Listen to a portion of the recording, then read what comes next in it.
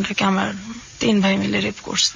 যখন ছোট ছিলাম তখন তো আর সবকিছু নাই, কিন্তু যখন বড় হয়েছি ছোটবেলার কথাগুলি আর কি তখন মানে বেশ মনে পড়ছে এবং কষ্টও দিচ্ছে। ছোটবেলা থেকে আমরা শুরু করি, আপনার যতটুকু মনে আছে কোনো সমস্যা নেই। তো আমার এখনো মনে আছে, আমার জ্ঞান হওয়ার পরের থেকে আমার আব্বার অবস্থা সবসময় সচ্ছলই দেখছি। সচ্ছল মানে কি? সচ্ছল মানে আমাদের টাকা পয়সার কখনো কোনো অভাব ছিল না, নিজেদের বাড়িও ছিল, এখনো আছে, মানে দারিদ্রতা দেখি নাই কখনো। ঢাকা শহরে বাড়ি? হ্যাঁ, আমাদের 4টা বাড়ি ছিল। ঢাকা শহরে 4টা বাড়ি ছিল, এখন একটা আছে। আমার আব্বার আবার ওই যে মানে বিক্রি করার একটা ছিল আর কি। এই বাড়িগুলো উনি কি পৈতৃক সম্পত্তি হিসেবে পেয়েছিলেন নাকি নিজে থেকে করেছিলেন? নিজে এগুলি করছেন।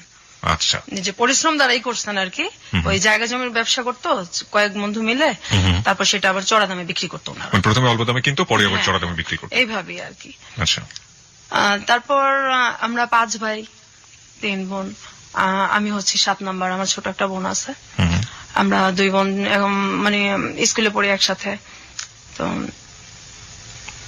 আমার বোনটা তখন থেকেই আমরা পিটাপিটি, 1 বছরের ছোট বড়, কিন্তু আমার বোনটাকে দেখলে এটা মনে হতো না। আমার বোনটাকে আর কি বেশ বড় মনে হতো। তো ওকে বড় মনে হওয়ার পেছনে কারণটা কি? মানে ও মানে মোটা হয়ে গেছিল অনেক ছোটবেলাতে। শরীরে কোনো সমস্যা ছিল? কিন্তু অন্য কোনো সমস্যা? ওর হরমোনের সমস্যা ছিল, এটা তার তখন আমরা বুঝতাম না। আর আমার ফ্যামিলি কখনো ডাক্তারও দেখায় নাই, কিন্তু ওর সাথে আমার মানে বোঝা যেত না যে আমরা দুইজন এত মানে কাছাকাছি যে বয়স, মনে হতো অনেক ছোট বড় আর কি। ওকে বড় মনে হতো, আপনাকে ছোট মনে হতো? ওকে অনেক বড় মনে হতো। তারপর আমরা স্কুলে যাইতাম। আমার বাবা টাকার অভাব নাই, কিন্তু আমাদের কখনো ব্যাগই কিনা দেয় নাই। আমরা ব্যাগ ছাড়া বই নিতাম হাতে করে। আপনাদেরকে বই মানে কিনে দিত না? বই মানে স্কুলে তো পড়ি, প্রাইমারি স্কুলে, কিন্তু ব্যাগ যে নিব, বইটা যে নিব, ব্যাগ, সেই ব্যাগ আমাদের কিনা দেয় নাই। আমরা হাতে করে ব্যাগ নিতাম। কারণ আপনার সব সন্তানের প্রতি কি একই রকম আচরণ করতো নাকি? না, আমার ভাইদেরকে অন্যভাবে দেখতাম। আমার ভাইরা তো তখন অনেক বড়, কিন্তু এটা মানে শুরু এই যে বুঝি যে আর কি। আর একসাথে খাওয়াইতে গেলে সবসময় আব্বা মা ছেলেদেরকে পাশে রেখে বসায় খাওয়াইতো। আমরা বসলে আমাদের 2 বোনকে উঠাই দিত। কেন? আপনারা কখনো জিজ্ঞেস করতেন না যে কেন? হ্যাঁ, জিজ্ঞেস করতাম। কি বলতো? কোনো কিছু বলতো না, যে হিংসা করো কেন আমার ছেলেদের সাথে, এটা বলতো মাঝে মাঝে। তারপরে দেখতাম আমরা। আপনার ভাইরা কোনো প্রতিবাদ করতো না যে না বসে থাকো? কখনোই না, এটা তো মানে বাবা মার মতোই ওনারা। তারপর মানুষ টিফিন নিত, আমরা সেই সকালবেলা 2টা বোন যাইতাম। আমাদের আর্থিক অবস্থা ভালো হতো যে আমাদের টিফিন দেওয়া হতো না। আমার ছোট বোনটা ক্লাসরুমে কাঁদতো, আর স্কুলের মাঠে একটা আম গাছ ছিল, খিদে লাগতো খুব। তো আমি গিয়ে সেই মাঠের মধ্যে বসে বসে কাঁদতাম। সবাই খাইতেছে, আমরা 2 বোন খাইতে পারতেছি না, অথচ আমরা কখনো অভাব দেখি নাই। তো আপনারা কি কখনো প্রতিবাদ করতেন না? কারণ ওই সময়টা তো আসলে এতটা ইমোশনাল। আপনারা যখন বলছেন যে খুবই ছোটবেলায়, তো পাশে এসে অনেক ঝগড়াঝাটি করতেন না যে কেন টিফিন দাও না বা কি অবস্থা? না, আমরা তো ভয় পেতাম, আমরা বলতে পারতাম না। ভয় পেতেন কেন? আমাদেরকে মারতো? ভয় পেতাম, হ্যাঁ। ছোটবেলা থেকে আমরা খুব টর্চারে বড় হয়েছি, তো তখন তো আমরা অনেক ছোট। আমার বোনটাকে যেখানে ভর্তি করার কথা আপনার 1-এ, কি তখন তো বেবি ছিল, প্রাইমারি স্কুল ছিল, সেখানে ওরে ভর্তি করা হয়েছে 2-তে, বড় দেখে। কিন্তু ও যে পারবে কিনা এটা কখনো দেখে নাই। ওকে ভর্তি করে দিল, বাস দিল, একদম ধাম করে ক্লাস দিল। তারপর আমরা একসাথে যাইতাম আসতাম। এই যে বৃষ্টি হইতো, তবুও আমাদের কোনো ব্যাগ ছিল না। আমরা 2 বোন ফ্রকের নিচে করে বই আনতাম, আমাদের বই ভিজা যেত। আমরা সে বইটা গ্যাসের চুলায় বসে বসে 2 বোন শুকাইতাম। আমাদের ওই বই ছিল কি হইলো এটা দেখার মতো কেউ ছিল না। আমার বড় বোন ছিল, সেও কখনো আমাদের কেয়ার করে নাই। আর যদি গরিব মানুষদের সাথে খেলতাম, যারা আমাদের চাইতে একটু ছিল, তখনও মার খেতাম, অনেক মার খেতাম। আমাদের সবার সাথে। আপনাদের ভাইদের ক্ষেত্রে কি একই রকম কিছু? হ্যাঁ, আমার ভাইরাই মারতো, আর ভাইদেরকে ওইভাবে দেখতো না। আপনার ভাইয়ের সাথে আপনার বয়সের ডিফারেন্সটা সেই সময় কতটুকু ছিল বা এখনো? আমার একটা ভাই আছে, সেটা হলো আমার বোধহয় 3 বছরের বড়, আর এরপর তো সবই বড়, অনেক বড়। কত বছরের ডিফারেন্স? যেমন আমি যদি মনে করেন আমি 1-এ পড়ি, তখন তারা 7-এ 6-এ পড়ে, এরকম। আচ্ছা, আমরা আরো সামনের দিকে, গল্পের সামনের দিকে যাই। তো যখন এই মারধর গুলো করতো, আপনারা বাবা কিংবা মাকে নিশ্চয়ই বলতেন? ওনাদের সামনেই মারতো, সামনে তো একসাথেই তো সামনেই মারতো, কখনো কিছু বলতো না। মারার জন্য কোনো কারণ না, না, এই যে খেলতেছি গরিবদের সাথে মারতেছে, বা এই সারাক্ষণ তো মানে এটা করো ওইটা করো। আমাদের 2 সেকেন্ডের জন্য 2টা বোনরা আমাদের মানে বসতে দিত না, সারাক্ষণ এটা করো। আর সুযোগ পেলেই আমার ঘাট টিপে দাও, পা টিপে দাও, হাত টিপে দাও, এগুলি চলতো। ভাই বলতো যে আমার ভাই ঘাটতি পেত? বলতো, হ্যাঁ। আচ্ছা, এটা কি স্পেসিফিকলি কোনো ভাই বলতো নাকি সবাই এরকম? বিশেষ করে ওই একজনই বলতো আর কি বেশি, তারপর সবাই ভাবেই ডাকতো আর কি। এটা একটা উসিলা ছিল, আর একজন সারাক্ষণই এটা করতো। তারপর আমি যখন ক্লাস 2 পড়ি, আমি খেলতে যাইতাম, কিন্তু আমার বোনটা যাইতো না। ওর উপরটা যে তখন মানে কি গেছে, ও তো আমার চাইতে একটু ছোট। আমি 3-তে উঠছি, 2-তে না, 3-তে উঠছি। তা আমার বোনটাকে আমি কখনো খেলতে নিতে পারতাম না। আমি কেন নিতে পারতেন না? আমি মানে ও যাইতো না, আর খুব কথা কম বলতো, অনেক কথা কম বলতো। এমনি চুপচাপ, কিন্তু হঠাৎ করে খুব চুপচাপ হয়ে গেছে। আমরা 2টা বোন একসাথে শুই, একসাথে বড় হয়েছি আমরা, কিন্তু ওই সময়টা আমার মনে পড়ে এখনো যে ওরে আমি বাইরে হঠাৎ করে নিতে পারতাম না। আপনার ভাই বোনকে একই সাথে খেলাধুলা করেছেন কখনো? না না, আমি আর আমার এই ছোট বোনটা একসাথেই থাকতাম, একসাথেই খেলতাম। আমরা দুজন তো পিঠাপিঠি। তারপর আমি খেলতে যাইতাম, আমার বোনটা দূরে থেকে দেখতো, কিন্তু ও যাইতো না, ওরে আমি নিতে পারতাম না। জিজ্ঞাসা করলে কিছু বলতো না। পরে এক সময় আমি বুঝতে পারি আমার বোনটাকে আমার 3 ভাই মিলে রেপ করছে। ওকে, আপনি এটা বুঝলেন, আপনি মানে কখন কিভাবে আপনি এটা বুঝলেন, এবং কত বছর বয়স তখন আপনার? আমি তখন ক্লাস 3-তে পড়ি, 4-এ পড়ি। তখন তো কোনো মেয়ের একটা রেপ সম্পর্কে আইডিয়া থাকা উচিত না, বা জানেই না ব্যাপারটা। আপনি তো পরবর্তীতে বড় হয়ে এটা জিনিসটাকে বড় মূল্যায়ন হয়ে তো করেছেন, জিনিসটা আমি জানতাম, কিন্তু আপনি তখন কি দেখলেন আসলে? আমার বোন চুপচাপ হয়ে গেছে, আর শুধু বলতো যে আমার ওই জায়গাটা ব্যথা করে। এটাও আমার শরীরের একটা, আচ্ছা ঠিক আছে, আমার এই জায়গাটা ব্যথা করে। তো আমি তো এই জিনিসটা বুঝতাম না, তো বড় হওয়ার পরে বুঝতে পারছি। তো আপনি তাকে জিজ্ঞেস করেছিলেন যে কে এই কাজটা করেছে? হ্যাঁ, ও এটা আমাকে বলছে। আপনি তখন কি করলেন এটা জানার পর? এটা জানার পর আমি আমার বড় বোনকে বলছি। বড় বোন কি বলল? বিশ্বাস করা নাই, কোনো পাত্তা দেয় নাই কেউ ফ্যামিলিতে। এবং পরবর্তীতে এগুলির শিকার আমিও হয়েছি। এইভাবে আমার বোনটা যখন ওর 10 বছর, এর মধ্যে ও বেশ কয়েকবার রেপের শিকার হয়েছে আমার ভাইদের। এটা ও কি করতো এই ধরনের ঘটনা ঘটার পরে? আপনি আপনার পরিবারকে বলেননি, আপনি বড় বোনকে বলার পরে আপনি আপনার বাবা মাকে বলেননি? তখন তো আমিও ছোট, জিনিসগুলোতে আমি বড় হওয়ার পরে মানে বেশি বুঝতে পারছি। আমিও তো তখন ছোট। একবার আমি মানে আমার বাবা মাকে বলছি জিনিসটা, আমি নিজেও বুঝি না, যতটুকু বুঝছি আর কি। তো বলছে তোমাদের জন্য কি আমার ছেলে বের করে দেবো? আমার ছেলেদের সাথে হিংসা করো, এই জন্য এরকম কথা বলো, আজে বাজে কথা বানায় বলো। বিশ্বাস করতো না, আর কিন্তু তারা শুনতেই চেত না, আমাদেরকে তো পছন্দই করতো না। হয়তো কেন এমন করতো জানি না, আমার তো আপন বাবা মা, আর ভাই বোন তো সবাই আপন। ওই সময় আমাদের পাশে কেউই ছিল না। আমরা 2 বোন একসাথে বড় হয়েছি, অনেক কষ্ট করে বড় হয়েছি, পাশে কেউ ছিল না। তারপর আমার বোনটা এরকম হইতে হইতে কথা বন্ধ করে দিল আস্তে আস্তে। একদমই যখন কথা বন্ধ করে দিত তখন বন্ধই থাকতো কথা। কতদিন বন্ধ থাকতো? 2 মাস 3 মাস বন্ধ থাকতো কথা। অনেক মারলেও কথা বলতো না, কারোর সাথে কথা বলতো না, কারোর সাথে কথা বলতো না। আবার যখন বলতো তখন হয়তো কিছুদিন বলতো, এরপর আবার বন্ধ। তারপর ও হঠাৎ করে বিছনায় প্রস্রাব করতো। এটা ওর একদম আগে ছিল না, তারপর হঠাৎ করে এটা হয়েছে। ওর এই যে মানে ডাক্তার দেখানো দরকার সেটা কেউ দেখাইতেছে না। তারপর ও চিল্লাচিল্লি করতো, খুব কষ্টে চিল্লাইতো, এগুলি বলতো। সেটার ওকে সাপোর্ট দেওয়ার মতো তো কেউ ছিল না, আর আমিও ছোট। তারপর ওই যে ভিজা কাঁথা এগুলির ওইভাবে উল্টায় রাখতো, আবার ওইটার মধ্যে এসে শুতো। এত শীত। আপনার মা কি করতেন? আমার মা কখনো আমাদের কেয়ার করে নাই। আমরা যদি কষ্ট পাই বলতাম, আমার মা একটাই কথা, আমার ছেলেদের সাথে হিংসা করো, তোমাদেরকে কি ভালোবাসি না, ভালোবাসা কি বড় করতেছি না? এরা কি ভালোবাসা? আপনি তো 2 নজরে দেখতেছেন, আমাদেরকে এত কষ্ট দেন, আমরা কোথায় যাবো? আমাদের তো কেউ নাই। আপনি আমার ভাইদেরকে একভাবে দেখেন, আমাদের 2টা বোনকে একভাবে দেখেন।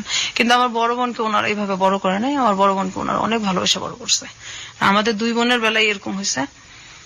তারপর আমার বোনটা যখন ক্লাস 5-এ পড়ে, 5-এ পড়ার পরে একদমই বিছানায়, প্যারালাইজ না, কিন্তু বিছানার মধ্যে গোসলও করতে পারে না, হাঁটতেও পারে না, নিজে হাতে খাইতেও পারে না। এখনো ওকে আমার বড় ভাবি খাওয়াই দেয়, গোসল করায় দেয়। আর তখন আমার বড় ভাবিটা তখন এরকম ছিল না, পরে আস্তে আস্তে মানে আমার মায়ের চেয়ে তো বেশি ভালোবাসে। আমরা মেন ট্রিটমেন্টে যায়নি যে সময়টা এরকম হলো? না, আপনার পরিবার ট্রিটমেন্টে যায়নি? না, কখনোই না। কোন ধরনের ট্রিটমেন্ট করে না, কখনোই করে নাই। তো ও তো অসুস্থ হয়ে পড়লো 93 সালে। This track was downloaded from FusionBD.com. 93 সালে একদমই বিছানায় পড়ে গেল। তখন ওর বয়স কত? তখন ওর মনে হয় কত হবে, 93 ও ক্লাস 5-এ পড়ে। আচ্ছা, বয়সটা ওটাই কি ওর শেষ পড়া ছিল? পরের পড়াশোনা করতে না, হয়? এরপর তো একদম বিছনায়। আচ্ছা, একদম নিজে খাইতে পারে না, নিজে গোসল করতে পারে না, বিছানা থেকে ওরে ধইরা উঠাইতে হয়। কিন্তু ওর ভিতরে তো এই কষ্টগুলির কারণে ও আর কি এরকম হয়ে গেছে। তার মধ্যে ওর প্রচন্ড মোটা হয়ে গেছে। তো একবার ডাক্তার দেখানো হয়েছে, ডাক্তার বলছে ওর মানে ওর শরীরে হরমোন অনেক বেশি। আর যেটা হলো যে ওর খুব মাথা ব্যথা করতো। ওর যখন মানে কান্নাকাটি করতো তখন আমার বাবা মার কাছে আসতো না, কিন্তু আমাদের পাশের পাশের সব মানুষ চলে আসতো। এত রাত্রে এইভাবে কে কাঁদে, পাশের পাশের অনেক লোকজন চলে আসতো, কিন্তু আমার বাবা মা পাশের রুমে থাকতো, ওনারা কোনোদিন আসতো না, আইসা কখনো পাশে বসতো না। কোন সময়ই আমাদেরকে মানে অসুখ হইলে আমার বাবা মা কখনোই কাছে আসেনি, কিন্তু আমার ভাইদের যদি অসুখ হইতো তারা পাশে যাইতো, ফল নিয়ে বসে বসে খাওয়াইতো।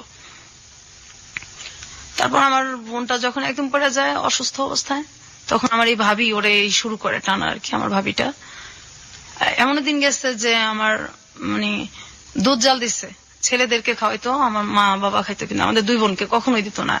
এই দুধ যে মানে খাওয়াটা, আমাদের বাসায় সবসময় দুধ রাখতো, আমার ভাবি আমাদেরকে খাওয়াই মেন। আমরা ভাবির কাছ থেকে এটা শিখি। আর মায়ের ভালোবাসাটা আমার বড় ভাবি দিছে আমাদেরকে। পরবর্তীতে আমার সেজ ভাবি আসছে, উনিও এখন আমাদের আদর করে। কিন্তু আমার বোনটা এখন অসুস্থ। আমার বাবা আমার বোনটার কখনো এই চিকিৎসার কথা বললে খুব রাগারাগি করে। একবার কিভাবে যেন অনেক ঝগড়ার পর আমার বোনটাকে ডাক্তার দেখানো হয়েছে। তো ওই যে ডাক্তার উনি বললো যে হরমোন বেশি, এটা ট্রিটমেন্ট আমি করব। আর ওর সিটি স্ক্যান করা হয়েছে, ওর মাথায় কোনো সমস্যা নাই। ওর মেন হলো তোমার মানসিক ডাক্তার দেখাতে হবে। এটা দেখাইলে তারপর ধীরে ধীরে যদি ঠিক হয়, এর মধ্যে এছাড়া ওর কোনো আর ইয়া নাই। তো চিকিৎসাটা মনে হয় 2-3 বছর চলছে। তারপর আমার এক ভাই বলছে, না ও কি পাগল নাকি, ওর মানসিক ডাক্তার দেখানো লাগবে। তারপর এই কথা বলার পর ওর চিকিৎসা বন্ধ হয়ে গেছে। আমার আব্বা ওকে আর কোনোদিন ডাক্তার দেখা নাই।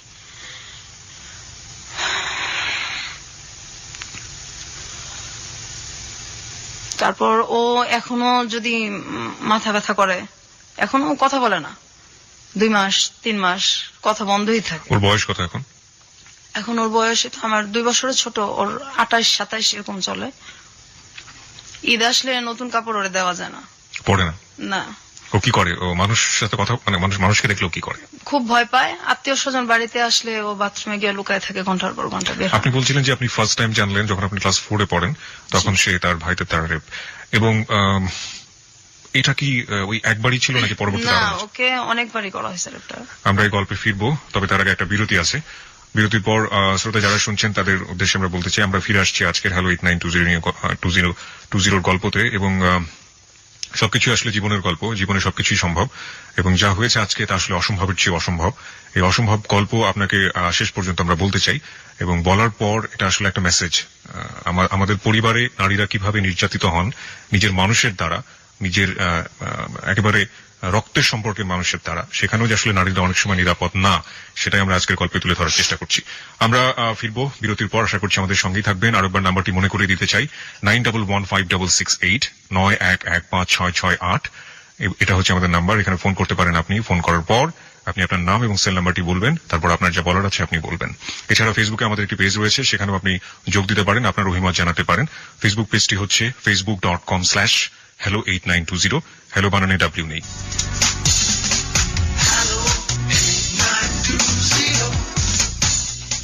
সংবাদের আগে আমরা ছোট করে আবারও ফিরেছি এবং একটু পরিসংবাদ রয়েছে।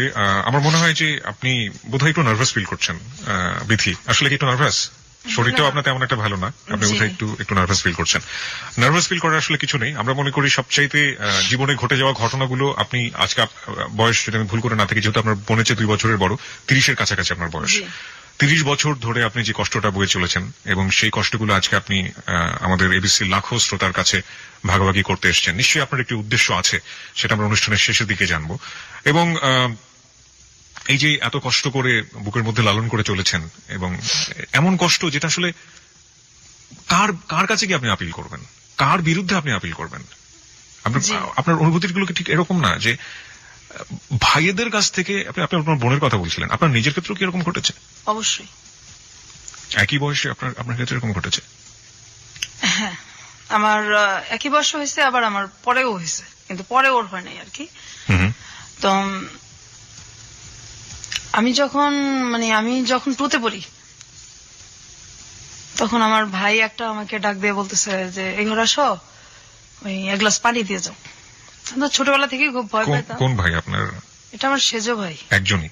একজন আর কি। তো ডাক দিতেছে, তো আমি গেছি পানি নিতে। তারপর এটা তো আসলে তখন বুঝি নাই, বড় হয়ে বুঝতে পারছি। তখন ক্লাস 2তে পড়েন? 2তে পড়ি। তারপর আমি পানি দিতে যাওয়ার পর আমার ভাই আর কি দরজা আটকায় দেয়, জানলা আটকায় দেয়, আমার মুখ চেপা ধরে, এবং তার দ্বারা আমি রেপ হই আর কি। তো এটা আমি বাসায় জানাইছি, ওই সেম কথাই। কোনো ব্যবস্থা নেওয়া হতো না বাবা মার কাছ থেকে? এটা ছেলেদেরকে জিজ্ঞাসা করা হতো না, ওটা আমাদেরই ধমকানো হতো।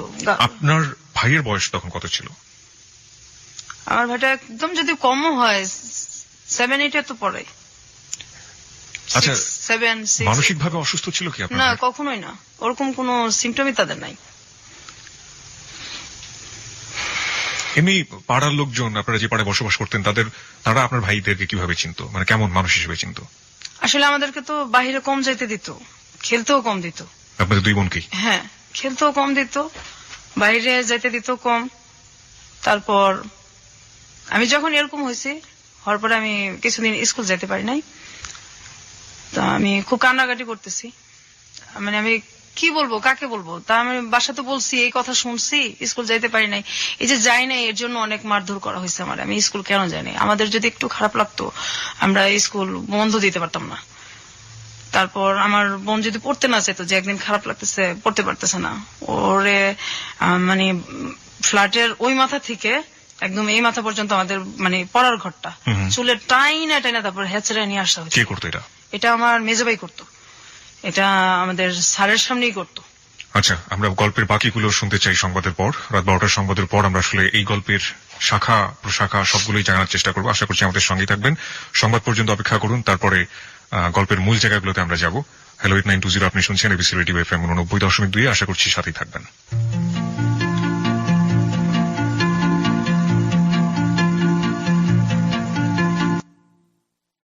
এই গানে বন্ধু শারমিনের সাথে লা ক্লাসিকে প্রতি সোমবার দুপুর 12টার খবরের পর শুধুই এবিসি রেডিওতে।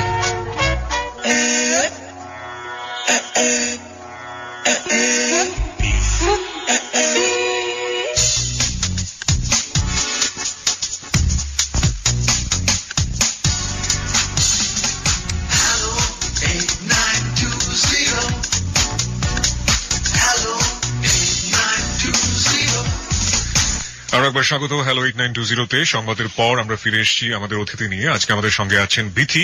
তার ছদ্মনাম বলবো আমরা আসলে গল্পের প্রয়োজনে ব্যবহার করছি, তিনি তার নিজের নামটাকে গোপন করেছেন। এবং আমরা আরো একবার বলে নিতে চাই, আজকের এই গল্পটি একটি বাস্তব গল্প, জীবনে ঘটে যাওয়া গল্প। এবং আমরা মনে করি যে কোনো সমস্যাই সেটা সমস্যাই থেকে যায় যদি সেটা গোপন রাখা হয়। এবং আসলে আমি বিথিকে শেষের দিকে জানতে চাইবো যে আসলে 30 বছর ধরে যে দুঃখটা আপনি গোপন করে রেখেছেন, সেটা আপনি কেন আজকে আমাদের সাথে শেয়ার করতে আসলেন? এবং শেয়ার করলে যেটা সমাধান হয়ে যাবে ঠিক তা না, তারপরেও তিনি আমাদের কাছে এসেছেন, কারণ আমরা বিশ্বাস করি হ্যালো 8920 হচ্ছে মন খুলে কথা বলার প্ল্যাটফর্ম। জীবনের যে কোনো গল্প সেখানে বলা যেতে পারে। বিথি, আমরা সংবাদের বিরতিতে যাওয়ার আগে আপনার কাছ থেকে জানছিলাম যে কিভাবে আপনারা ফ্যামিলিতে অ্যাবিউজ হয়েছেন এবং আপনার ভাইরা যেটা করেছে এবং আপনার বাবা মা সেখানে কোনো ধরনের কোনো ভূমিকাই নেয়নি। আপনি আপনার বোনের কথা বলছিলেন, আপনার বোন। তা আমার বোন তো এই যে এরকম হলো, তারপর আমার বাবা মা তো কোনো কেয়ারই নাই, অসুস্থ হয়ে পড়লো। কিছুদিন ওর চিকিৎসা চলার পর আমার ভাইটা যখন বললো, তখন তো চিকিৎসা বন্ধ হয়ে গেছে। বন্ধ হয়ে যাওয়ার পরে তো মানে আমিও এটা নিয়ে অনেক ঝগড়া করছি, আমার ভাবিরা করছে। এবং আমার যে বড় ভাইটার পরে যে মানে আমার যে সেজো ভাইটা, ওই ভাবিটার দেশের বাড়ি হচ্ছে চাঁদপুর, ওনার 2টা বাচ্চা আছে। ওনার হাজবেন্ড আমাদের সাথে সেম কাজটাই করছে। আমার ওই ভাইটা তখন 9-এ পড়ে, ও তখন বড়। আর হাজবেন্ড মানে হচ্ছে আপনার ভাইয়ের বাইরেও? না, আমার মানে বড় ভাইয়ের পরে যে ভাইটা বিয়ে করছে আর কি, একটা গ্যাপ মাঝখানে ভাই, তারপরে যে ভাইটা বিয়ে করছে ওই ভাবিটা ভালো। ওই ভাবিটার হাজবেন্ড যেরকম করছে সেই ভাবিটাও জানে। আচ্ছা আচ্ছা। উনি আমাদেরকে বেশ সাপোর্টও দিছে। উনি ওনার হাজবেন্ডকে কখনো জিজ্ঞেস করেছেন আপনার জানা মতে যে তুমি এই ধরনের কাজ কেন করেছো? না, এটা বলতে সাহস পায় না, খুব ভয় পায় ভাবি। ওনারা কি মারধর করেন বউদেরকে? না, ওরকম তো কখনো দেখি নাই। আর এমনি খুব ভালোবাসে, ভাবির সাথে কখনো খুব একটা লাগালাগি হয় না, বাচ্চাদের নিয়েই হয় আর কি। আচ্ছা। মাঝে মাঝে ওর নিজের বাচ্চার সাথে, দুইটা ছেলে যে আছে, ওই আমাদের সাথে যেরকম মানে টর্চারটা করতো, হাসি খুশি থাকাটা বোধহয় দেখতেই পারে না। কি ধরনের টর্চার করতো? গায়ে হাত তো তুলতো, এছাড়া কি ধরনের টর্চার করতো? তো আমার ধরেন আমি ওই যে স্কুলে যাব ছোটবেলা, আমার বোনের ইয়েটা আগে শেষ করি। জি। আমার বোনটা তো অসুস্থ হয়ে গেল, তারপর চিকিৎসা বন্ধ, ওর মাথা ব্যথার জন্য আশেপাশে মানুষ চলে আসতো, বাবা মা তো কখনোই আসতোই না। আর আমার ভাইরা ওর চিকিৎসা বন্ধ, যে ও কি পাগল নাকি, ওর তুমি মানসিক ডাক্তার দেখাবা, আর মোটা হয়ে গেছে, ডাক্তার বলছে হরমোনের ট্রিটমেন্ট করলে এটা ঠিক হয়ে যাবে, না হয় এটা ওর অনেক সমস্যা হবে। আমার বাবা বলছে এগুলি কোনো কিছু নাই, মোটার জন্যই সমস্যা সব। এবং আমার ভাইরাও এটাই কথা। আর আমাদের সংসারটা তাই হয় যে আমার ভাইরা বলে আর কি, আমাদের কোনো ভ্যালু নাই, আমরা দুই বোন কোনো ব্যাপারে কোনো মন্তব্য দিতে পারি না, আর আমাদের যেভাবে চালাবে ওইভাবেই। আমার বাবা টাকা নাই, কিন্তু আমার দুই বোনের যে কাপড় চোপড় গায়ের এটা কখনো মানে দিত না, কাপড়েও আমাদের খুব কষ্ট দিত। আর আমাদের কোথাও যে চিড়াখানা বা বাচ্চাদের যে ঘোরার যে জায়গাগুলি, ঈদ আসতো বা এমনিতে, আমাদের কোথাও কেউ নিয়ে যায় নাই কোনোদিন, আমার আব্বাও না। আমরা এগুলি ছোটবেলা দেখি নাই চোখে, কখনোই না, ঢাকা থেকে এগুলি আমরা কখনোই দেখি নাই। তারপর কাপড় চোপড় যদি কোথাও যাইতে হতো, আমার এখনো মনে আছে, আমরা একটা জায়গায় যাব, তো আমাদের কোনো কাপড় নেই, আমাদের পাশের বাসার একটা মেয়ের কাছে গিয়ে আমার জামা চায়া নিয়ে আসতে হয়েছে। অথচ আমার আব্বার কিন্তু টাকা আছে, কিন্তু কাপড় চোপড় এত কষ্ট দিত যে মানুষের কাছে গিয়ে আমাদের টাকা চায়, কাপড় চায়া নিয়ে আসতে হইতো। অসুখ হলে ডাক্তারও দেখাতো না। আমাদের ছোটবেলা টাইফয়েড হয়েছে, পরে ডেঙ্গু জ্বরও হয়েছে, আমার ডাক্তার আমার আব্বা দেখেন, আমার গলার চেন বিক্রি করে আমার চিকিৎসা করা লাগছে। আমার ছোট বোনেরও সেম অবস্থায়, ওর মাঝে মাঝে পা ফুলে যায়, একদম পা ফুলে, গাল টাল ফুলে যায়, খুব কান্নাকাটি করে।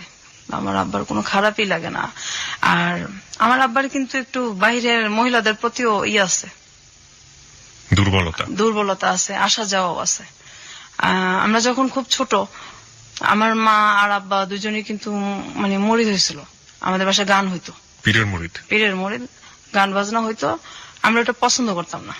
তখন খুব আমার মা মানে কোনো কিছু নিয়ে যদি রিয়াক্ট করতাম, খুব গালাগালি করতো, আব্বাও সেম, আর ভাইরা তো আছেই। আমাদের বাসায় অনেক লোকজন আসা যাওয়া করতো, এটা আমরা কখনোই পছন্দ করতাম না।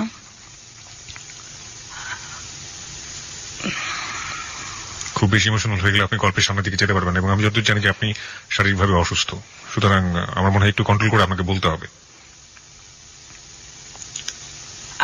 আমি আর আমার ছোট বোন, আমার বোনটা যখন 6-এ পড়ার বয়স, ও তো 5-এ পড়া আর যেতে পারলো না, একদম অফ। এর মাঝে তো আমি আগেই বলছি যে আমিও রেপ হয়েছি। তারপর আমি যখন, আমার বোনটা অসুস্থ শুয়ে আছে, আমার মাকে আর কি একটা ছেলে ধর্মের মা ডাকে, তো উনি আমাদের বাসায় আসে অনেক রাত্রে। আমাদের বাড়িটা ছিল অর্ধেক দোতলা অর্ধেক একতলা। আমি আর আমার বোনটা যে রুমে শুইতাম, তার পাশে আমার আব্বা আম্মার রুম ছিল, তারপরে ছিল বাথরুমটা।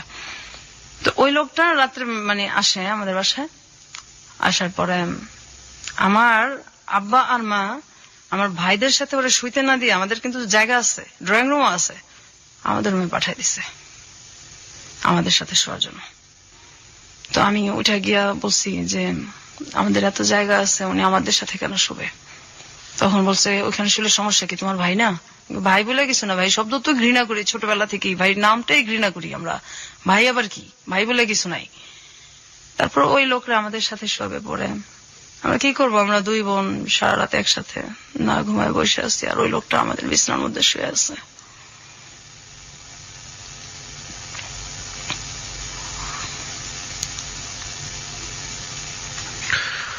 ওকে, আমরা আর সামনের দিকে যাই। তারপর আমি কিবরিয়া ভাই যখন মানে ঘুমায় থাকতাম, আমরা দুই বোন মানে এখনো দিনের বেলা ঘুমাই না, কখনো দিনে ঘুমাই না, ওই পায়ের শব্দ মনে হয় যে এখনো কানে বাজে।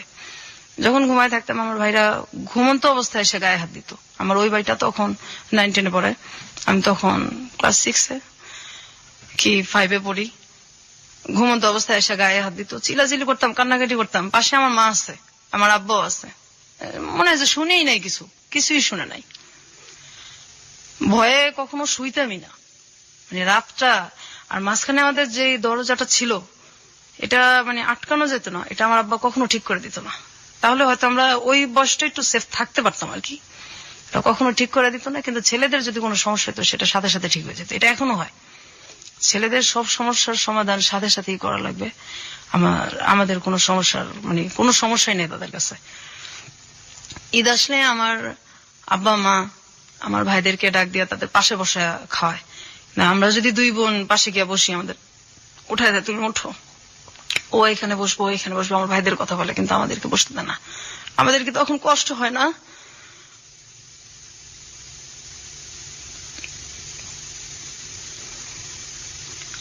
আমি সবসময় বলতাম যে আমরা কি মানে আপনাদের সন্তান না? আর আমরা দুই বোন খুব মানে তখন থেকেই কল্পনা প্রবণ হয়ে পড়ি যে কত মানুষ যায় রাস্তা দিয়া, যদি ওই লোকটা এসে বলতো যে আমি তোমাদের বাবা, তোমাদের রাস্তায় ফালাই গেছি, তো তোমরা হারাই গেছিলা, ওরা তোমাদের পাইছে। আমরা সবসময় এই জিনিসটা ভাবতাম, যদি কেউ এরকম আসতো।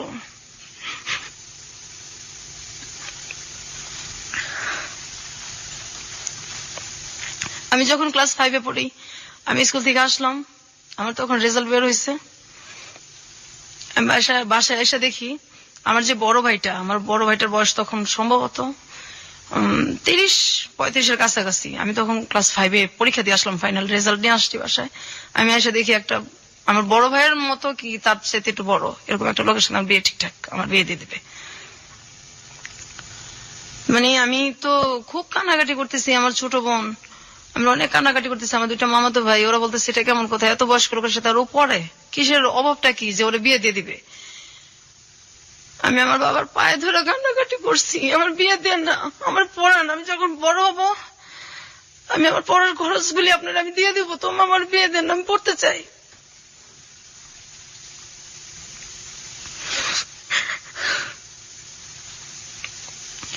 আমার ছোট বোনরা বলতো আমার তো চিকিৎসা করেন না, ওরে পড়ান, ওরে দেখেন। আমার ভাবিরও বলতো, আমার বড় ভাবিটাও বলতো। আমার আব্বা মা কারো কথা শুনতো না। তারপর ওই বিয়েটা আমার মামাতো ভাই, আমি, আমার ছোট বোন, আমরা মিলা এটারে মানে ওই লোকটাকে বাড়ি থেকে তাড়াই আর কি, অনেক অপমান করে যতটুকু ওই বয়সে কুলাইছে। আর এই জন্য আমার যে ভাইটা বেশি টর্চার আমাদেরকে করছে, ওই ভাইটা আমাদেরকে অনেক মারছে ওদিন রাত্রে। আমরা আমি স্কুলেও 4-5 দিন যাইতে পারি নাই, আমার এত জ্বর আসছে। কেন আমি এটা কেন করলাম? বিয়ে দিলে দিবে, আমি এটা বলার কে?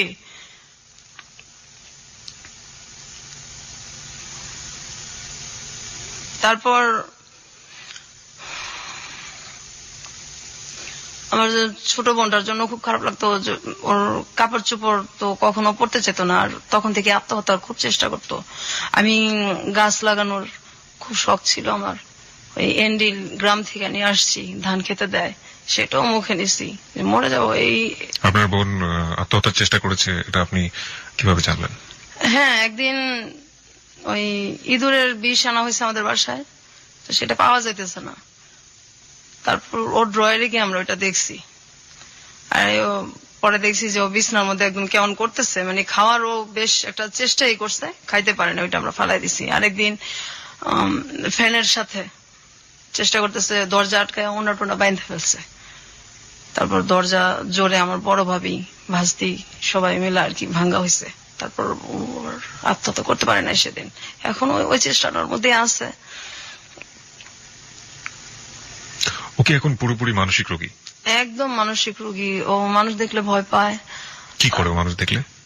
এই যে বাথরুমে ঢুকে যায়, তারপর এত গরম, এই গরমের মধ্যে কাঁথা মোড়া দিয়ে শুয়ে থাকে। এখনো গরমের মধ্যে কাঁথা মোড়া দিয়ে শুয়ে থাকবে, কার সাথে কথা বলবে না। ঈদ আসলে তো জামা সে পরবেই না, নতুন কাপড় সে পরবে না। তারপর ঘরের যে একটা আসবাবপত্র চেঞ্জ, এটা সে সহ্য করতে পারে না। আর ভাইদের সামনে যায় কখনো? কিসের? আপনার ভাইদের সামনে কখনো যায়? বা ভাইরাও এক বাড়িতেই তো, সামনে পরেই আর কোনো মানে উদ্ভট আচরণ করে? কথা হয় না, খুব একটা কথা হয় না, আর তো সহ্য করতে পারে না। আর মানে রিয়েক্ট তো এখন আর হয় না, করে কি করবে, কোথায় যাবে? আমি জোরে নিয়ে আসবো আমার যে ছেলেটার সাথে এখন বিয়ে হয়েছে, ওটা তো আমি আমার বোনকে তো আমি একসময় আনতেই পারবো, কিন্তু চিকিৎসা যে আমি করবো সেই অ্যাবিলিটিটা আমার এখন নাই। আপনার বাবার তো অনেক টাকা আছে, তারা সে এখন পর্যন্ত চেষ্টা করছে না না, treatment তারা করার করবেও না। আমার আব্বা বলছে আমি যে কদিন বাচ্চা আছি এভাবেই চলুক, আমার চিকিৎসা আমি করতে পারবো না। আমার একটা ভাই আছে, হয়তো সে মাস্তানি টাস্তানি একসময় করছে, আমরা ছোটবেলায় দেখছি। আমি যখন 6-এ পড়ি, 6-7-এ পড়ি, সে রাত বিরাত বাসায় আসতো 3টা 2:30টা। আমার আব্বা কোনোদিনও কিছু বলতো না। তো ওই দরজাটা গেটটা আমার খুলতে হইতো বেশিরভাগই। বাসায় যদি পুলিশও আসতো আমারই খোলা লাগতো, না খুললেও সমস্যা আছে, না খুললেও থাপড়াইতো দুইটা। তো ওরে এই যে জেলখানায় যাইতো বা থানায় যাইতো, এক রাতে আমার ছেলেটা মারবো, ব্যথা পাইবো, 40,000 টাকা দিত রাত্রে, 50,000 টাকা দিতে এক রাতের জন্য থানায়, আমার ছেলেটারে যাতে না মারে। তো ছেলের জন্য এত কষ্ট লাগতেছে, একদিন থানায় থাকবে, মেয়েদের জন্য কষ্ট লাগে না। তারপর আবার ছোট নিয়ে আসতো লাখ লাখ টাকা দিয়া, অথচ আমার বোনটার চিকিৎসা হয়ে যায় এই টাকা দিয়া। করবে না? কষ্ট লাগে না? মায়া লাগে না? কি করবে?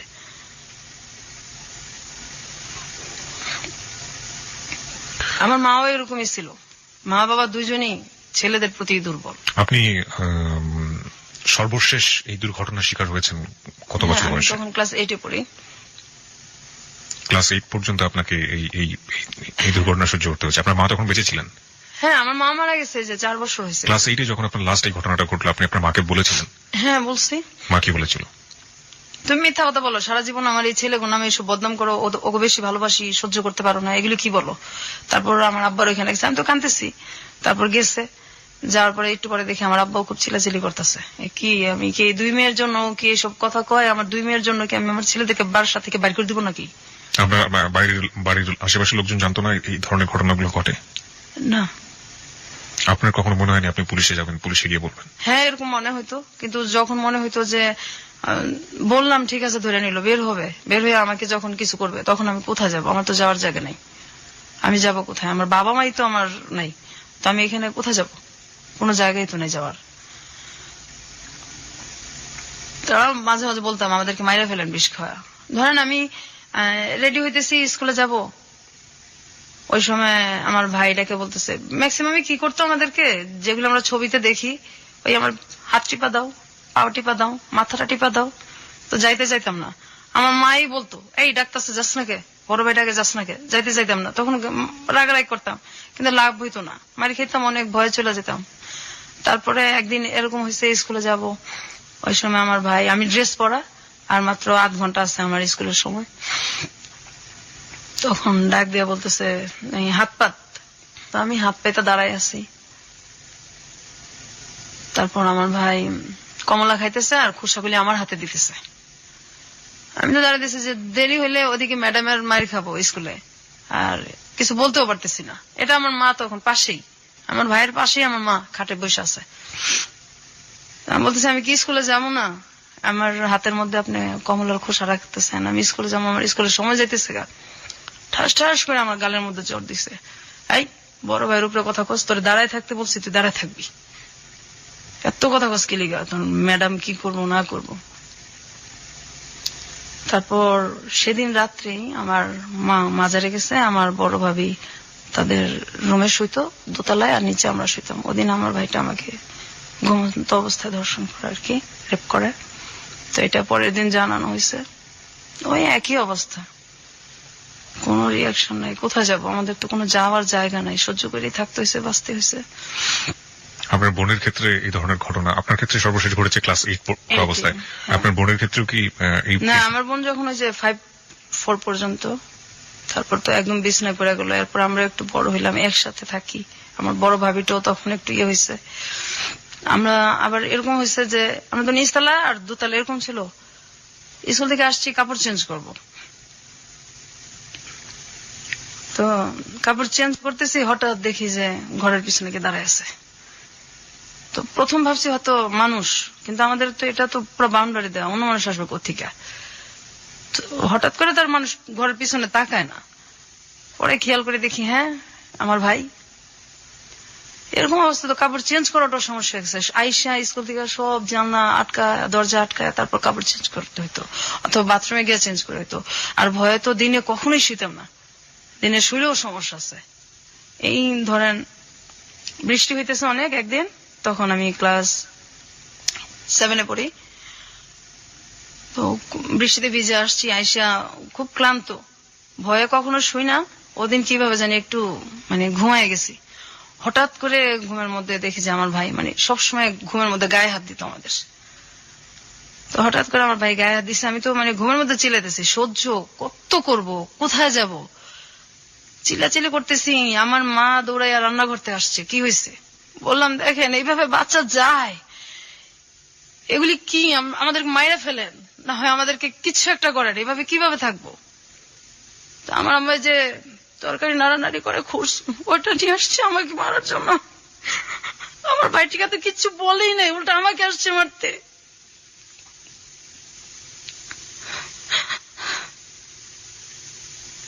This track was downloaded from FusionBD.com.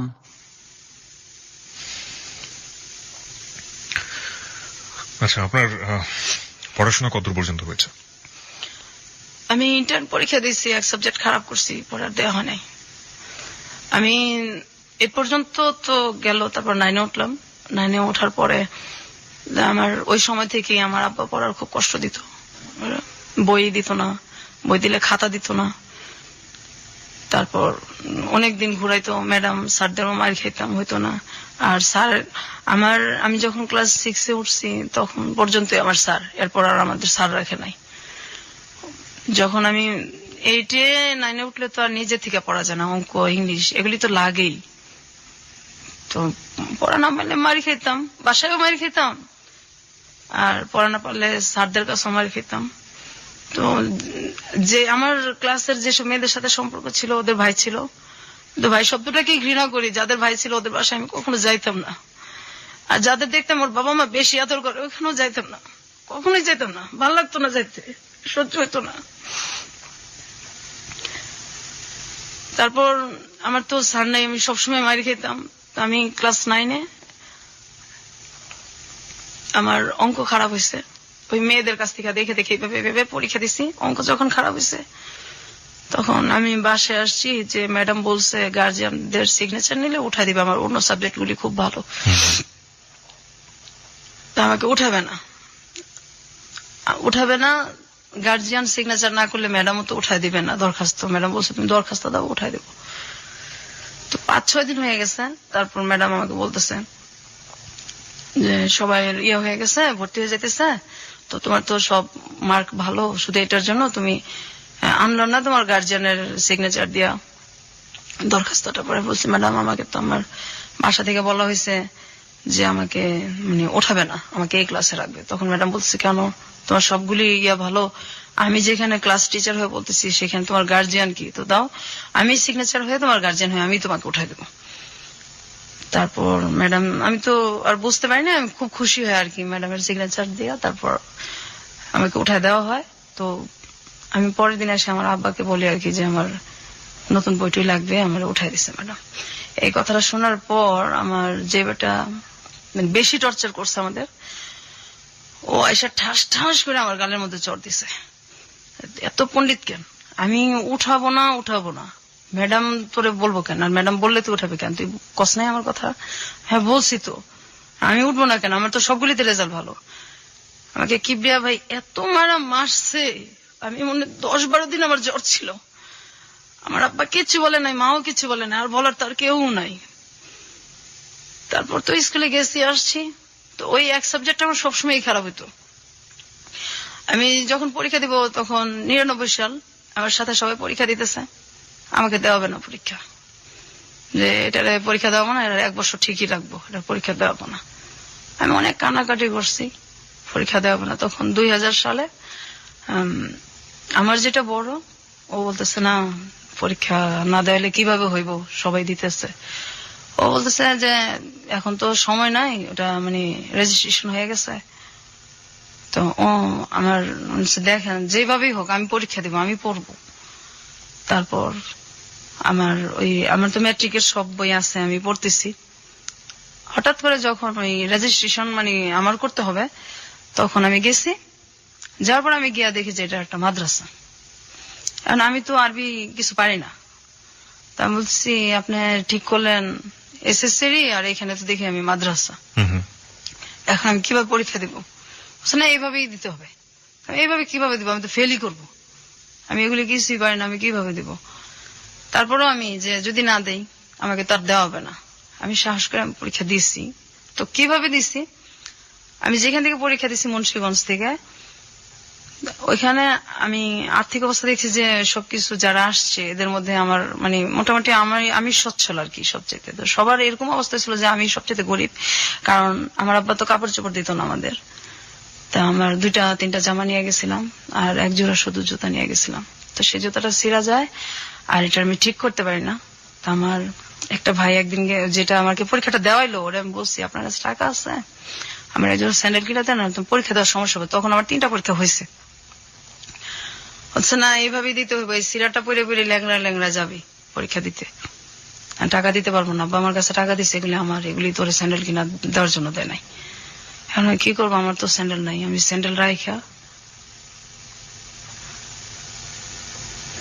আমি খালি পেয়ে গেছি পরীক্ষা দিতে। ম্যাজিস্ট্রেট আমাকে বলতেছে যে তুমি খালি পেয়ে আসছো কেন, যে ফকির সেও তো স্যান্ডেল পরে আসে, পরীক্ষা দিতে আসছো, ভদ্রতা জানো না? ওরা বলছে যে স্যার আমি তো মানে আমার স্যান্ডেল তো ছিঁড়ে গেছে, এর জন্য তো আমি স্যান্ডেল পরে আসতে পারিনি। ওই পরীক্ষাটা আমি দিছি, পরের দিনও আমি সেম ভাবেই গেছি। তখন ম্যাজিস্ট্রেট আমার সাথে খুব খারাপ ব্যবহার করছে, যে এটা কি তুমি স্যান্ডেল পরে আসবা না, পরীক্ষা দিতে আসছো, এটা কোনো কথা হইলো? আমি খুব কান্নাকাটি করছি। তারপর আমি অন্য মানুষের কাছে চাইয়া, তারপর মানুষের কাছ থেকে স্যান্ডেল চাইয়া নিয়ে আমি পরীক্ষা দিছি। আমার ওইখানে জামার অনেক কষ্ট করছে আমি, আমার বাসা থেকে কেউ যায় নাই, আর আমি একা অজানা একটা গ্রামে, আমি একদম একা, কাউরে আমি চিনি না, শুধু পরীক্ষা দিয়ে যে বাসাটা থাকা এদের সাথে পরিচয় যে হয়েছে, আর কাউরে চিনি না, কিছু চিনি না আমি। তো আমার বাসা থেকে কেউ যায় না বিধায় গার্জিয়ান না গেলে তো কোথাও কারো ভ্যালুই থাকে না। 7 দিন একাধারে শুধু ডাল দিয়ে ভাত খাওয়াইছে, আমার অনেক কষ্ট হয়েছে। আমার গার্জিয়ান নাই দেখে ওরা যেখানে জুতা রাখতো তার পাশে আমার শুইতে দিয়েছে, আমি সেখানে শুয়েছি, তবু আমি পরীক্ষা দিব। ওদের জুতার সাইডে আমি শুয়েছি আর ওরা সবাই ঘাটে শুয়েছে। অন্য যেসব মেয়েদের গার্জিয়ান যেত ওদেরকে ভালো জায়গায় থাকতে দিচ্ছে, শুইতে দিচ্ছে। আমার গার্জিয়ান জানে আমার ভ্যালু নাই, আমার ওইখানে কেউ আমার দেখতে যায় নাই, কখনোই যায় নাই। ওদের স্যান্ডেলের জায়গায় আমি শুয়ে শুয়ে পরীক্ষা দিছি আর কাঁদছি। তারপর আমি পাশ করছি। আমি বলছি আব্বা আমি কিন্তু পড়বো, আমার আপনি কষ্ট করে পড়াবেন, আমি পড়বো। বলছে ঠিক আছে পড়ো। আমি খুব খুশি, কিন্তু আমার কলেজে ভর্তি করে না, কলেজে ভর্তি হওয়ার টাকাও দেয় না। আমি অনেক কষ্ট করে সব জায়গায় ভর্তির ডেট শেষ, অনেক কান্নাকাটি করে আমার আব্বুর কাছে, অনেক পায়ে ধইরা তারপর আমি ভর্তি হয়েছি। ভর্তি হওয়ার পর এখন আমার বই কিনা দেয় না, আমি বই ছাড়া কিভাবে পড়বো?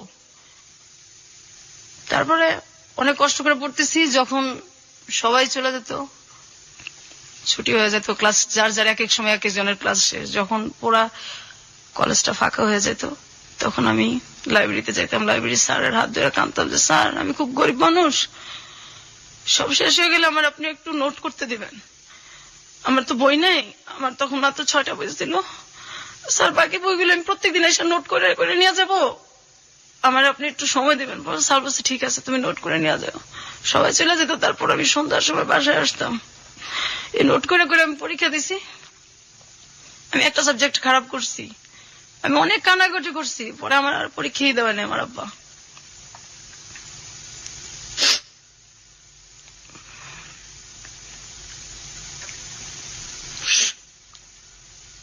পৃথিবীতে সবচেয়ে মধুর সম্পর্কগুলো হচ্ছে প্রথমত রক্তের সম্পর্ক, কারণ বাবা ভাই মা এই সম্পর্কগুলো আসলে এই সম্পর্কই, এই সম্পর্কের ক্ষেত্রে কোনো কিছু চিন্তা করে না। কিন্তু আজকে যে ঘটনাটা আমরা শুনছি, জীবন আসলে কখনো কখনো বোধহয় কোনো কোনো জায়গায় কোনো কিছুই, কোনো নিয়মকেই ক্ষমা করে না। আসলে এই ঘটনাটা আসলে সেরকমই একটা ঘটনা। আমরা কি আরো একটু সামনের দিকে যেতে চাই? আপনি যদি একটু নিজেকে সামনে রাখেন প্লিজ। প্রত্যেকটা মানুষের জীবনেই প্রেম ভালোবাসা আসে, আপনার জীবনেও কি এরকম কখনো এসেছিল? হ্যাঁ আসছে। আমি আরেকটু কথা বললে নেই। জি। আমি কিন্তু এই যে বড় হয়েছি, কোথাও বেড়াইতে যেতে পারতাম না, আমার ভাইরা বেড়াতে যেতে দিত না, পিকনিকে যেতে দিত না, আমার আব্বাও এটার কোনো কিছু করতো না। কখনো বেড়াতে যেতে পারতাম না, কোথাও দাওয়াত হলে যেতে পারতাম না। আর প্রেম, আমি যখন ইন্টারমিডিয়েট দিব তার কিছু আগে দিয়ে আর কি, আমার মানে প্রতিবেশী এক ছেলের সাথে আমার সম্পর্ক হয়, ওই প্রপোজাল দেয়, সম্পর্ক হয়। হওয়ার পরে আমি মানে শুধু ঠিক করতেছি যে আমি ওকে আমার ফ্যামিলি সম্পর্কে বলবো। জি। তো যখনই বলি তখনই বলে তোমার ফ্যামিলি দিয়ে বা তোমার কোনো অতীত দিয়ে আমার দরকার নেই, আমার ওগুলি দিয়ে কোনো কিছু দরকার নেই। ও তখন অনার্সে পড়ে। আচ্ছা। তা আমি আমার ফ্যামিলিতে জানাবো। ও অনেক গরিব ছিল, মানে আমাদের ফ্যামিলির তুলনায়। এখন আমার ফ্যামিলির ভিতরে কি এটা তো আর ও জানে না, জি। বাহির থেকে তো মানে বড় লোকই। ও সবসময় বলতো যে আমি তোমার সাথে কোর্ট ম্যারেজ করবো, তোমার ফ্যামিলিতে বললে তো আমাকে বিয়ে দিবে না। পরে আমি বলছি না, আমি রাজি করাবো, তো আমার কিছু কথা আছে, এটা তুমি শোনো, তারপর ভালো লাগলে সম্পর্ক আগায়। বলছে না পরে। তো এই শুনে না যখনই বলতে চাই যে আমার একটু একটু টাচ দেই, কিন্তু ওই যে জিনিসগুলি ওগুলি সুযোগটা হয় না। আর আমিও মানে বলার যে ইয়াটা মনের, ওইটাও আমি সঞ্চয় ওই তখন পাই না, যে মানে আমি তো একা, যদি ও চলে যায় তো আমি তো এরপরে তো একদমই একা হয়ে যাব। কত বছরের সম্পর্ক ছিল ওর সাথে? 2 বছর। ওকে। তারপর একটা সময় আমার মানে তখন এই আমার আব্বা তো মানে পড়াবেও না, বিয়েও দিবে না। তারপর ওরে আমি মানে ওই সময়টায় ওর সাথে যখন আমার সম্পর্কটা প্রায় 2 বছর কাছাকাছি, ওরও মানে অনার্স শেষ হয়ে আসছে, শেষই পরীক্ষা দিচ্ছে অনার্স, তখন ওকে আমি বলছি যে তোর সাথে কিছু কথা আছে, আজকে আমার কথা শুনতেই হবে। তাহলে ঠিক আছে শুনবো। ওই সময় আমার একটা ভাই মানে যে কোনো কারণবশত আর কি একটু জেলখানায় যায় আর কি। ওই ভাইটার আমরাও কখনো দেখতে পাই না, ওই তো সেম ভাই আমার, ওই ভাইরাই। ওইটা নিয়ে আমার কোনো মাথা ব্যথাও নাই, কিন্তু এটাও ও জানে আর কি, আমাদের একই এলাকায় যেহেতু ও জানে। জানার পরে তো আমি বলছি যে এই জিনিসটা নিয়েও কথা বলবো আর আমার ফ্যামিলি সম্পর্কে কথা বলবো। আর ও ঠিক করছে, ওর বাবা মাকে পাঠাবে আমাদের বাসায়। ফ্যামিলি সম্পর্কে কথা বলবেন মানে আপনি যে ভায়োলেন্সের শিকার হয়েছেন আপনার ভাইদের দ্বারা লম্বা একটা সময়, এটা আপনি বলতে চাচ্ছিলেন? এটা আমি বলতে চাইতেছি, কিন্তু আপনি সুযোগ পাচ্ছিলেন না। আমি সুযোগ পাচ্ছি না, আর ও শুনতে চাইতেছে না। আর দেখা তো আমি 4 মাস 5 মাস পরপর করতাম, এত মানে তাড়াতাড়ি দেখা করতাম না। তারপর মানে ওকে আমি একদিন, আর আমি দেখাও করতাম ওর সাথে, যে জায়গায় আমি বলতাম ওই জায়গায়, ওর ইচ্ছা মতো আমি দেখা করতাম না, কারণ আমি তো ছেলেদের বিশ্বাসই করি না। আর ওর সাথে সম্পর্কটা আমার সহজে হয় না, অনেকদিনই লাগছে। তারপর ওকে আমি বলছি যে তুমি যে মানে আমার কথা শোনো না, এখন আমি আমার মানে একটা কথা বলবো, তারপর তুমি দেখো কি করবা। আর ওই সময় কিন্তু এই যে আমার অনেক বিয়ের প্রপোজাল আসতো, আমি শুধু ওর জন্য সব বাদ দিছি। অনেক ভালো ভালো ছেলের প্রপোজাল আসতো, ওর জন্য সব বাদ দিছি।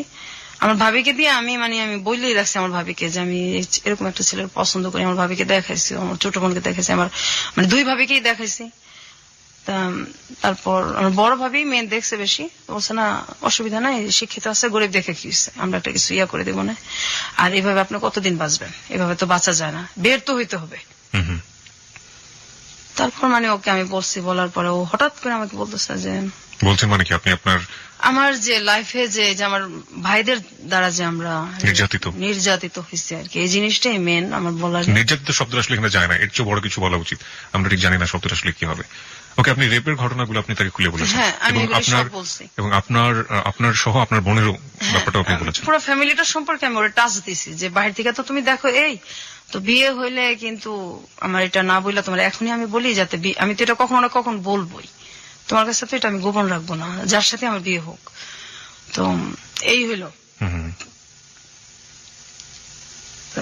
আমি যে ওর জন্য যে ছেলেগুলিকে মানে বিয়ে করি নাই, যখন আমার বিয়ের প্রপোজাল আসছে এটাও জানে, এবং ও 2-1টাকে দেখছো।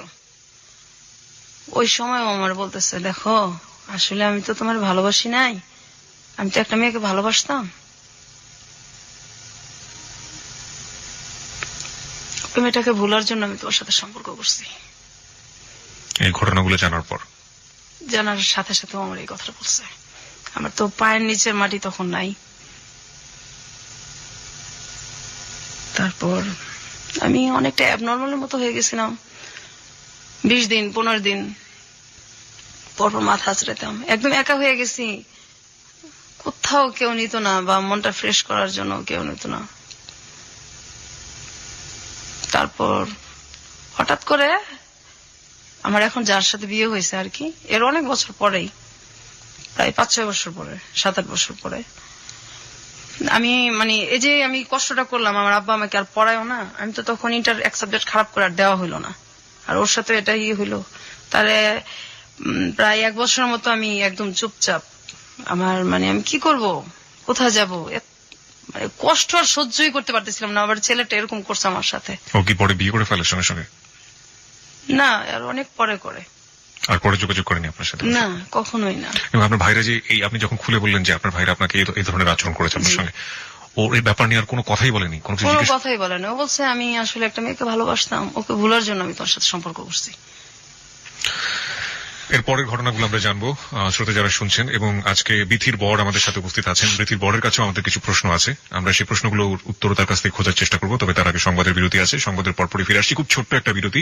আর একবার মনে করে দিচ্ছি, আপনি শুনছেন hello 8920 ABC radio FM 90.2 Kibria আপনার সঙ্গে আছে, আশা করছি সাথেই থাকবেন।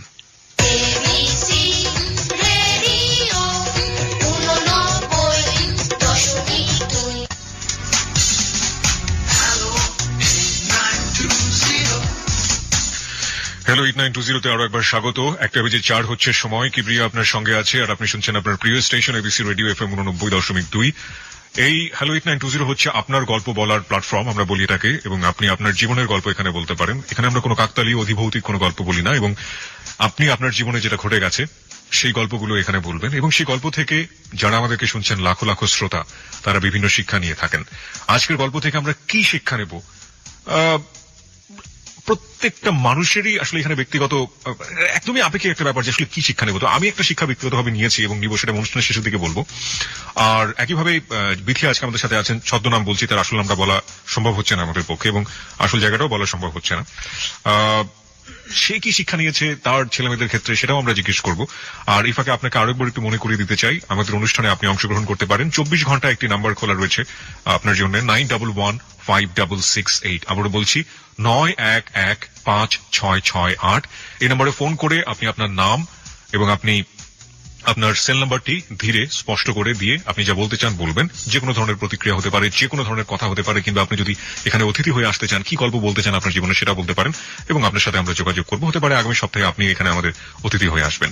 এছাড়া ফেসবুকে আমাদের অতিথিদের সাথে যোগাযোগ করতে, অতিথিদের যে কোনো ধরনের সাহায্য করতে, অতিথি প্রোগ্রাম সম্পর্কে অনুভূতি জানাতে, যে কোনো মন্তব্য করতে, আপনি ফেসবুকে একটি পেজ রয়েছে হ্যালো 8920, সেটাতে আপনি যোগ দিতে পারেন।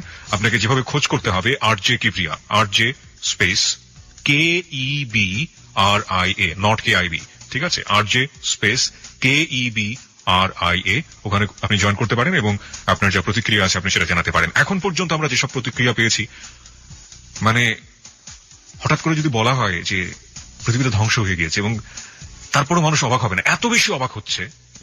এবং আমিও ঠিক এতটাই অবাক হয়েছিলাম যখন আমি বিথিকে ফোন করেছিলাম, বলেছিলাম যে আপনি আসলে কি বলতে চেয়েছিলেন, আপনি একটু বলেন। আমি স্পিচলেস, যেটাকে বলে, আসলে বাকরুদ্ধ হয়ে গিয়েছিলাম। আমরা ঘটনার এখনো শেষের দিকে না, আমরা একটু সামনের দিকে এগোতে চাই। বিথি, সেই ছেলেটা তো আপনার জীবন থেকে চলে গেল, তার 4-5 বছর পরে আপনি বিয়ে করলেন। জি। যাকে বিয়ে করলেন সে আমাদের সাথে রয়েছে এই মুহূর্তে, আপনার বর। এটাও কি আপনার লাভ ম্যারেজ ছিল? না, এই বিয়েটা হলো কিভাবে? বিয়েটা হলো যে আমি, আমাদের মানে ও হচ্ছে আমার দুঃসম্পর্কের আর কি এক আত্মীয়র ছেলে, এক দুঃসম্পর্কের এক খালার ছেলে আর কি। তো আমরা যখন ওদের সাথে আমাদের কোনো সম্পর্কই নাই, আচ্ছা, যখন খুব ছোট 5-6 পড়ি, তখন সম্ভবত ওদের বাড়িতে আর কি, সম্ভবত না একবার গেছি আমি আর আমার মানে বড় ভাইয়ের মেয়ে। তখন আমার বড় ভাই তো খুব ছোটবেলা বিয়ে করে ফেলছিল, ওটা বলা হয় নাই। তো ওর মেয়েটা আর আমাদের কিন্তু মানে বয়সের বেশি পার্থক্য না। আচ্ছা।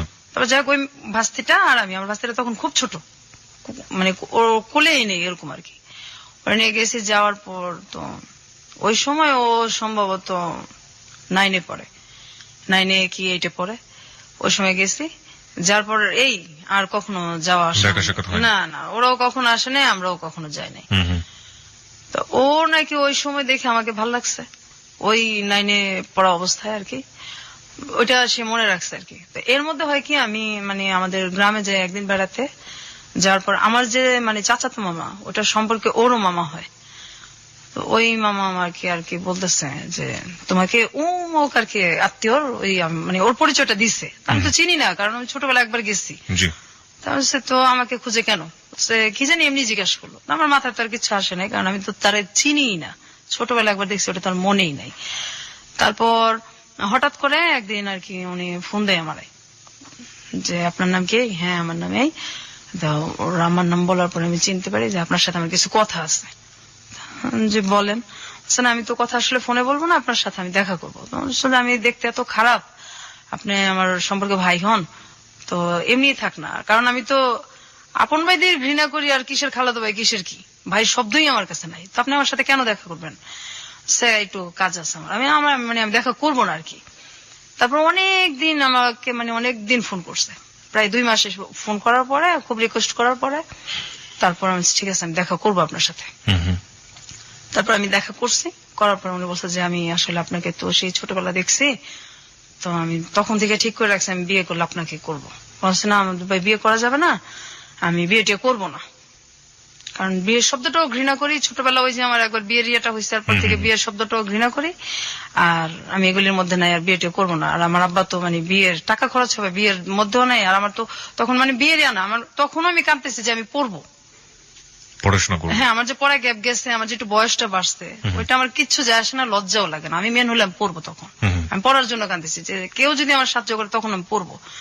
তখন যে আপনি যদি পড়তে চান তা ঠিক আছে আমি পড়াবো, কিন্তু আমি আপনাকে বিয়ে করবো। ঠিক আছে আপনি বিয়ে করবেন, আমি তো বিয়েটা করবো না, এরকম কথাটা তো বলে চলে আসি, আর কথা হয় না। তো উনি আমার অনেকদিন ফোন দেয়, ফোন দিতে থাকে। এক পর্যায়ে আমি আমার ফোনটা সিমটা আমি চেঞ্জ করে ফেলি। আমার ওই মামা তো আমার গ্রামে আমার ওই মামা আমার ফোন নাম্বার গুলি তো সবসময় নিত, ওনার সাথে আমার সবসময় কথা হতো। ওনার আমি বলছি যে আপনি ওনাকে কিন্তু কখনো আমার নাম্বারটা দিবেন না। তখন আমার ওই মামা ওরে কি করে, আমার মামার আবার ও খুব ইয়ে করে বলে বোঝায়, তারপর ফোন নাম্বারটা দেয়। দেওয়ার পরে ও বলতেছে, খুব কানাকাটি করছে, আপনি ফোন চেঞ্জ সিমটা চেঞ্জ করলেন, আমার তো আপনার সাথে কথা ছিল, আপনি এরকম করেন না। পরে আমি দেখেন আমি বিয়ে করবো না। অনেক রিকোয়েস্টের পরে তখন আমি বলছি যে আমি এরকম একটা মেয়ে, আমি আপনার বিয়ের যোগ্য না। তো বলছে আমি আপনার যোগ্য না, কারণ আমাদের দিক থেকে আর্থিক অবস্থায় ওরা মোটামুটি একটু কম আর কি, আর আমি যে ধরনের ছেলে পছন্দ করি আপনি সেটার মধ্যেও পড়েন না, আমি বিয়ে করবো না। আমি বিয়ে যদি করি আমার যেমন পছন্দ এমন করবো না, আমি করবো না। আবার এদিক দিয়ে খুব চিন্তা করতেছি যে যদি সে আমার সত্যি পছন্দই করে, বিয়ে করতেই চায়, তাহলে আমার এটা শোনার পরে যদি সে ভালো লাগে তাহলে আমি চিন্তা করে দেখবো।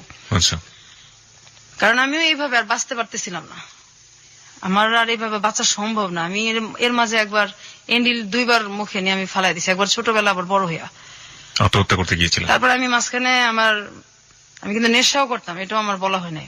আচ্ছা, কি নিতেন আপনি? আমি ফেন্সিডিল খাইতাম, আমার এক বান্ধবীর সাথে প্যাথেডিনও নিতাম। প্যাথেডিন পেতেন কোথায়? আমার ওই বান্ধবী নিয়ে আসতো। এগুলো নিতেন কেন? ভাল লাগতো না, বাসায় ভাল লাগতো না থাকতে।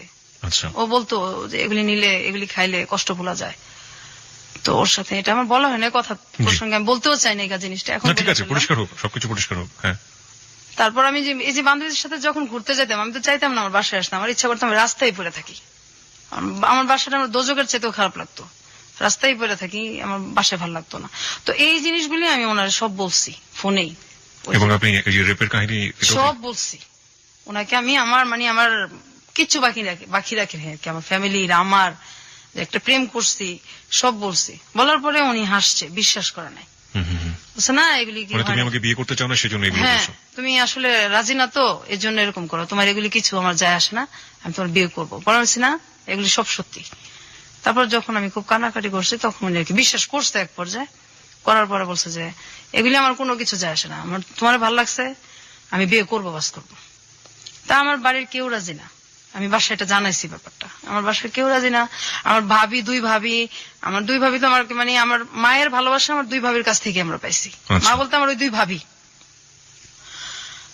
অনেক যদি রাগারাগিও করি, মানুষ তো বাবা মাকে এটা বাবা মায়ের সাথে বুঝায়। জি। তা আমার ভাবিদের সাথে রাগারাগি করলেও তারা কখনো আমাদের সাথে রাগ করে থাকে না। আমার 2 ভাবি আমাদের রাগ কষ্ট সব বুঝে, এবং বুকে আবার তুইলেই নাই, ভাবিরেই নাই। তারপর আমার ভাবিদেরকে আমি বুঝাইছি যে এইভাবে কতদিন আমি বাঁচবো, আমার এইভাবে বাঁচাও সম্ভব না। এই ছেলেটা এরকম, সবাই বলতেছে যে ছেলেটা পড়াশোনা বেশি করে নাই, আবার আমাদের সাথে আর্থিক দিক দিয়েও যায় না, এটা কিভাবে হইব? ফার্স্ট দেখেন এইভাবে আমি তো আর থাকবো না। আর ওর ছেলেটা আমার এত মানে চাইতেছে, তো কেউ রাজি না, কাউরে মানে আমি বাসায় কনভিন্স করতে পারতেছিলাম না। তারপর এক পর্যায়ে ও আমার কিভাবে জানে আমার বড় বোনের হাজবেন্ডের ফোন নাম্বার নেয়, ওনার সাথে মানে খুব যোগাযোগ করার পরে উনি আমার আব্বাকে আর কি খুব রিকোয়েস্ট করে, উনি ওর সাথে দেখা করছে, কথা বলছে যে ছেলেটা যেমনই হোক, ছেলেটা ভালো, আপনি দিয়ে দেন, বিয়ে দিয়ে দেন। আর এদিকে আমিও আমার মানে বাসায় বলছি। তারপরে এক পর্যায়ে বিয়েটা হয়। তো বিয়ে হওয়ার পরও মানে আমি ওদের বাসায় অনেক কষ্টে ছিলাম, এখন তো একটু আলাদা হয়েছি।